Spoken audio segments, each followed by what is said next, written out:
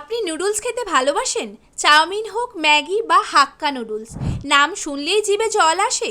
তরুণ প্রজন্মের ফাস্টফুডের প্রথম পছন্দ এই নুডলস।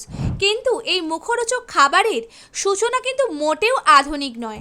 সবার প্রিয় এই নুডলসের ইতিহাস 4000 বছরের পুরনো। বিশেষজ্ঞদের মতে 4000 বছর আগে চীনে নুডলসের সূচনা হয়। সেই সময় এটি তৈরি হতো বাজরা দিয়ে। পরবর্তীকালে গম, চালসহ বিভিন্ন শস্য দিয়ে তৈরি হতে থাকে নুডলস। আর তখন থেকেই শুরু নুডলসের রসনা তৃপ্তির ইতিহাস। চীন থেকে ছড়িয়ে পড়ে সারা এশিয়ায়। জাপানে বাকহুইট দিয়ে তৈরি সোবা নুডলস, ভারতে চাউমিন, হাক্কা নুডলস, থুপ্পা, আর একদম ঘরোয়া ঐতিহ্যে রয়েছে আমাদের সেমাই, যেটা আজও দুধে ফোটানো হয় নানা উৎসবে।